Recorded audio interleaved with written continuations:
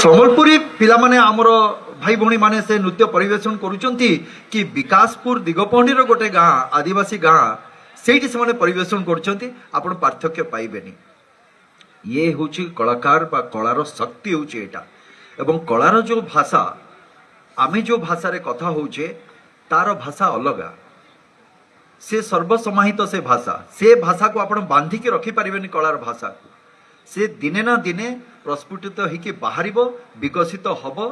ଖାଲି ଏତିକି ଆମମାନଙ୍କର ଯେମିତି ଆମେମାନେ ଏଠି ଆସିଛେ ଉତ୍ସାହିତ କରିବା ପାଇଁ, ସେମିତି ପୃଷ୍ଠପୋଷକତାର ବା ଏଇ ଯେଉଁ ଆମର ସମିତି କମିଟିର ଯେଉଁ ସଦସ୍ୟମାନେ ବସିଛନ୍ତି ଏଭଳି କିଛି ଉଦ୍ୟୋଗୀ ବ୍ୟକ୍ତିତ୍ୱଙ୍କର ଚେଷ୍ଟା ଯଦି ରହିବ, ନିଶ୍ଚିତ ଭାବରେ ମୁଁ ଆଶା କରିବି ଯେ ମାଙ୍କର ଆଶୀର୍ବାଦ ରହିଛି।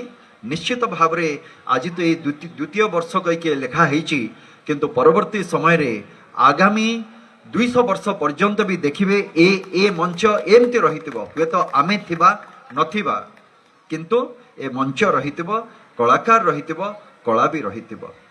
ତେଣୁକରି ମୋର ଆଶା ବିଶ୍ୱାସ ମା ସେତିକି ଶକ୍ତି ଦିଅନ୍ତୁ, ମା ସେତିକି ଧୈର୍ଯ୍ୟ ଦିଅନ୍ତୁ।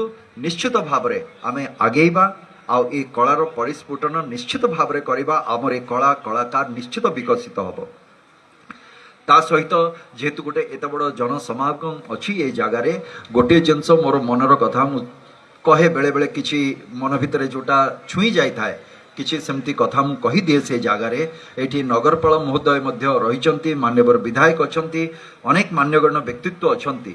କଣ୍ଟାବାଞ୍ଜିକୁ ଯଦି ଆମେ ସରସ ସୁନ୍ଦର କରିବା ବା ସରସ ସୁନ୍ଦର ଭାବରେ ଯଦି ଆମେ ଦେଖିବାକୁ ଚାହୁଁଛେ, ତାହେଲେ ମୋର ଏଇଟା ଗୋଟେ ହାତ ଯୋଡ଼ିକି ମୁଁ ଅନୁରୋଧ କରିବି ଯେ ଆମେମାନେ ଆଜି ସକାଳେ ବି ଆମେ ଯେତେବେଳେ ମଶାଲ ଯାତ୍ରା କରୁଥିଲେ ସେତେବେଳେ ବି ମୋ ମନ ଭିତରେ ଆସିଥିଲା, କିନ୍ତୁ ସେତେବେଳେ ମୁଁ ଭାବିଲି ନାହିଁ ଏବେ ମୁଁ କହିବିନି, ଯେତେବେଳେ ସନ୍ଧ୍ୟାବେଳେ ଆମର ସମାଗମ ହେବ ସେତେବେଳେ କହିବି। ଆମର ଏ ଯେଉଁ ସିଙ୍ଗଲ ୟୁଜ୍ ପ୍ଲାଷ୍ଟିକ ଅଛି ନା, ଯେଉଁ ବୋତଲ ଗୁଡ଼ିକ, ପାଣି ବୋତଲ ଯେମିତି ଆମେ ବ୍ୟବହାର କରୁଛେ, ଆମେ ଚେଷ୍ଟା କରିବା, ମୁଁ କହୁଛି ଚେଷ୍ଟା କରିବା ଆମ କଣ୍ଟାବାଞ୍ଜିକୁ ସରସ ସୁନ୍ଦର କରିବା ପାଇଁ, ପରିବେଶକୁ ସୁରକ୍ଷିତ ରଖିବା ପାଇଁ ଏ ସିଙ୍ଗଲ ୟୁଜ୍ ପ୍ଲାଷ୍ଟିକ ବୋତଲକୁ ଆମେ ବର୍ଜନ କରିବା ପାଇଁ ଆମେ ଚେଷ୍ଟା କରିବା। କରିପାରିବା କାହିଁ ଏ ଆଗରୁ ବି ଆସୁନି, ଏଠୁ ବି କିଛି ଆସୁନି କଥା ହେବା, ନିଶ୍ଚୟ ହେବା। ଯଦି ଆତ୍ମବିଶ୍ୱାସ ଅଛି ନିଶ୍ଚିତ ଭାବରେ ଏଇଟା ହେବା। ଆଜ୍ଞା ଶପଥ ତ ଆପଣ ମା ତ ଏଠି ଅଛନ୍ତି, ମାଙ୍କ ଆଗରେ ଶପଥ କରନ୍ତୁ ଏ ମାର ମାଟିକୁ ନିଶ୍ଚିତ ଭାବରେ ବଞ୍ଚାଇବାର କର୍ତ୍ତବ୍ୟ ଏ ପ୍ରତ୍ୟେକଟି ସନ୍ତାନର ରହିଛି। ତେଣୁକରି ଯଦି ମୁଁ ବଞ୍ଚିବି ମୋ ମା ବଞ୍ଚିବା ଦରକାର, ମୋ ମା ଯଦି ବଞ୍ଚିବ ମାକୁ ମୁଁ ପ୍ରଦୂଷଣରୁ ମୁକ୍ତ କରିବି। ସେ ଦିଗରେ ପ୍ରଥମ ପାଦ ଯଦି ମୁଁ ବଢ଼େଇବି ତାହେଲେ ଏ ସିଙ୍ଗଲ ୟୁଜ୍ ପ୍ଲାଷ୍ଟିକ ଯେଉଁ ରହିଛି ତାକୁ ମୁଁ ବର୍ଜନ କରିବି। ଏବଂ ତା ସହିତ ଭାବନ୍ତୁ, ବେଳେବେଳେ ମୋ ମନ ଭିତରେ ଆସେ ଆମେ ପାଣି ପିଇ ଦେଉ, କିଛି ବି ପାଣି ଥାଏ ସେ ବୋତଲରେ, ଠିପିଟି ବନ୍ଦ କରୁ ତାକୁ ଫୋପାଡ଼ି ଦେଉ। ମୁଁ ତାକୁ ଆଖ୍ୟା ଦେଇଛି ପାଣିର ବନ୍ଦୀ ଜୀବନ।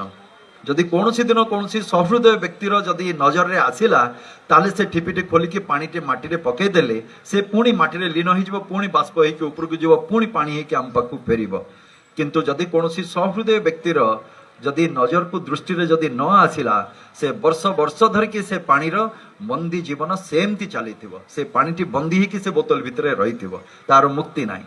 ତେଣୁକରି ଆମ ସମସ୍ତଙ୍କର କର୍ତ୍ତବ୍ୟ ଏ ପରିବେଶ ପର୍ଯ୍ୟାବରଣକୁ ଆମେ କେମିତି ସନ୍ତୁଳିତ ରଖିପାରିବା, ସୁନ୍ଦର ଏବଂ ସୁସ୍ଥ ରଖିପାରିବା, ସେ କର୍ତ୍ତବ୍ୟରେ ବି ଆମେ ଟିକେ ଆଗେଇବା। ଏବଂ ମୁଁ ଭାବୁଛି ଯେ ପରବର୍ତ୍ତୀ ସମୟରେ ଏ ମଞ୍ଚରୁ ମଧ୍ୟ ସେ ଆହ୍ୱାନ ପ୍ରତ୍ୟେକ ଜାଗାକୁ ଯାଉ ଆଉ ପ୍ରତ୍ୟେକ ଜାଗାରେ ଆମେ ତାକୁ କାର୍ଯ୍ୟକାରୀ କରୁ। ତ ବହୁତ ବହୁତ ଧନ୍ୟବାଦ ମୋତେ ଆମନ୍ତ୍ରିତ କରିଥିବା ପାଇଁ। ସମୟର ସ୍ୱଳ୍ପତା ହେତୁ ଆହୁରି ଅନେକ କଥା ରହିଛି, କିନ୍ତୁ ଆଗାମୀ ବର୍ଷ ବା ଆଗାମୀ ଦିନମାନଙ୍କରେ ମୁଁ ଚେଷ୍ଟା କରିବି ନିଶ୍ଚିତ ଭାବରେ ଏଠିକି ଆସିବା ପାଇଁ। ବହୁତ ବହୁତ ଭଲ ପାଇବା ଆପଣମାନଙ୍କର ପାଇଛି, ସ୍ନେହ ଶ୍ରଦ୍ଧା ଆଗରୁ ବି ପାଇଛି, ଆଜି ବି ପାଉଛି। ତ ନିଶ୍ଚିତ ଭାବରେ ମୁଁ ଚେଷ୍ଟା କରିବି ଆସିବା ପାଇଁ ଆଗାମୀ ବର୍ଷମାନଙ୍କରେ ମଧ୍ୟ। ଆଉ ଲକ୍ଷ୍ମଣ ଭାଇ ତ ସେଠି ବ୍ୟସ୍ତ ଅଛନ୍ତି, ସେ ଶୁଣିକିରି ନ ଶୁଣିଲା ଭଳିଆ ରହିଛନ୍ତି। ଆଚ୍ଛା, ମୁଁ ଯୋଉଟା କହିବାର ଥିଲା ସେ ତ ଆଜି ମୋର ଦାଦା କହିଦେଇଛି, ଏଥର ମୁଁ ଦେଖୁଛି ଯିବୁ ତୁ କୁଆଡ଼େ ରାଇ ଲକ୍ଷ୍ମଣ ଭାଇ। ତ ଗୋଟେ ସୁନ୍ଦର ବ୍ୟକ୍ତିତ୍ୱ, ସୁନ୍ଦର ମଣିଷଟିଏ ଆମର ଲକ୍ଷ୍ମଣ ଭାଇ। ତେଣୁକରି ବହୁତ ବହୁତ ଧନ୍ୟବାଦ ଏବଂ ଆମର ରାଜ୍ୟ ସରକାରଙ୍କୁ, ମାନ୍ୟବର ମୁଖ୍ୟମନ୍ତ୍ରୀଙ୍କୁ ମଧ୍ୟ ଧନ୍ୟବାଦ ଜଣାଇବି ଏ ମଞ୍ଚରୁ ଯେ ଏଇ ଲୋକକଳା ଲୋକ ନୃତ୍ୟ ଲୋକ ସଙ୍ଗୀତକୁ ଆଜି ପ୍ରୋତ୍ସାହନ ଦେବା ପାଇଁ ଓଡ଼ିଶା ସରକାର ମଧ୍ୟ ଆଗଭର ହେଇକି ଆସିଛନ୍ତି।